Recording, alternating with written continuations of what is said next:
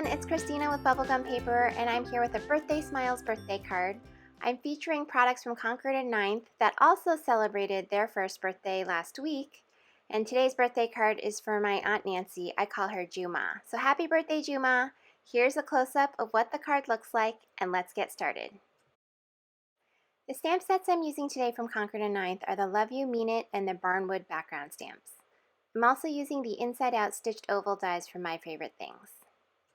The Barnwood background stamp is so awesome. It covers the entire front of an A2 size card. So here I'm using Simon Says Stamp Pale Blush Pink ink, pink ink, and I'm covering the entire stamp. So I'm getting all the nooks and crannies. I'm pushing down pretty hard to make sure it's all fully covered. And then I'm taking a piece of Nina Desert Storm cardstock, and I'm just going to put that right on top of the stamp. And I'm pushing down, making sure everything's in place. I don't want it to slide, but I'm pushing down to make sure I get good coverage on all of the edges and around and in the center. Now you might think it's funny that I'm using pink ink for this wood color, like I've never seen pink wood anywhere. But when I take the pink ink and I put it on this craft color cardstock, it actually looks brown. So it's a very subtle wood texture. I did try using a different color before and it came out too dark, so I thought the pink would work perfectly. Next, I'm going to do my stamping and embossing. So I'm starting with this circle wreath frame, and then I'm actually going to stretch it so that it's an oval shape. And to do that, I'm using this oval die as a guide. It's the second largest one, and I'm stretching that wreath out so it fits right in the center of this oval die. Then I'm going to take my powder bag and cover the entire piece of watercolor paper, and then I'm inking up that oval wreath and stamping that down. Then I'm using Ranger Liquid Platinum Embossing Powder to sprinkle that all over this wreath. And as I do this embossing, I'm going to be doing a lot of stamping and then embossing and heat setting and repeat, because I don't want to stamp all of the stuff and then attempt to sprinkle all the embossing powder on, because I know I'm just going to make a mess. So I'm doing this in phases. I'm also using watercolor paper because I want to use watercolors to color in the flowers later. So the watercolor paper just helps hold the ink so it doesn't run and get all like bumpy. Now I'm going to go in and I'm stamping all of the roses. So there's two sized roses with this stamp set. One is a larger one and one is a smaller one. So I'm doing the larger ones first so I can see what they look like. And then I'll move in and I'll add the smaller ones and then a bunch of the leaves.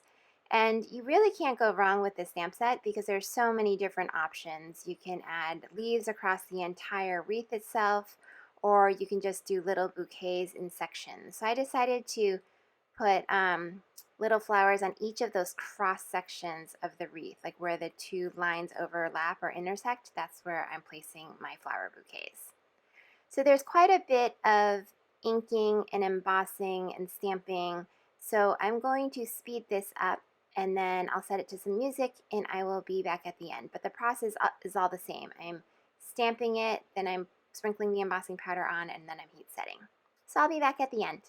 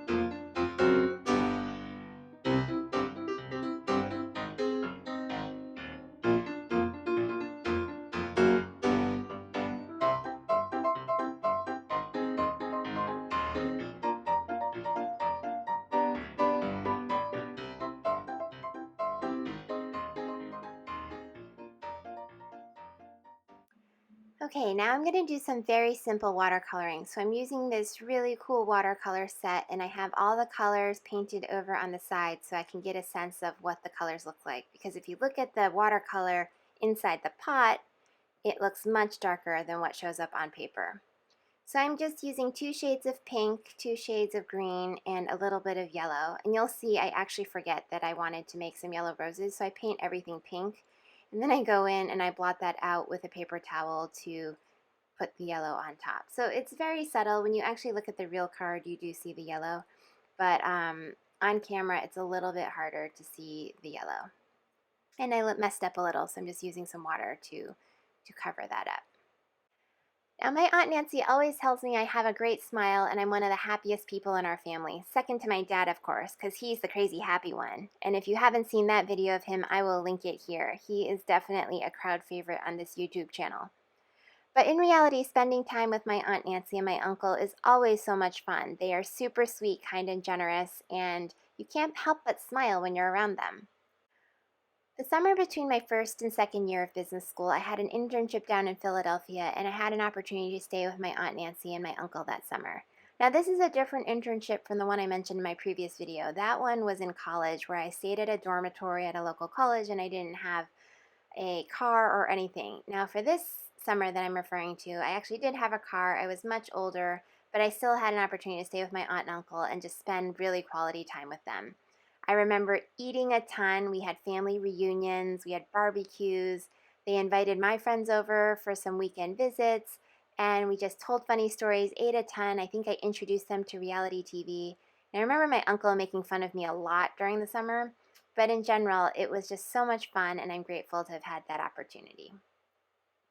So now I'm taking that die cut, the oval die cut from My Favorite Things, and I'm just cutting an oval out of the stamped wood cardstock. Now I want to prop this frame on top of the stamped cardstock, so I'm taking my foam adhesive and I'm wrapping it around the opening. Now this is actually a tip from one of my YouTube subscribers. Thank you, Bo, for the great tip. And what it is you can cut the foam adhesive to whatever size you want and then take the backing off the front and the bottom, and that allows you to stretch it and turn it and manipulate it in different shapes. I think a few of you have also mentioned this to me, so thank you. I really, really appreciate it. And it definitely saved me a ton of time with this card. So if you have other tips, definitely send them my way and I will incorporate them into future videos.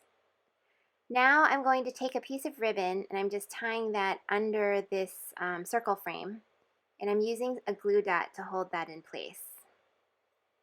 So I'm going to place a glue dot right there in the center. I'm holding that in place, and then I'm taking another piece of ribbon and tying it into a bow, and then I will place that bow on top of the hanging ribbon portion.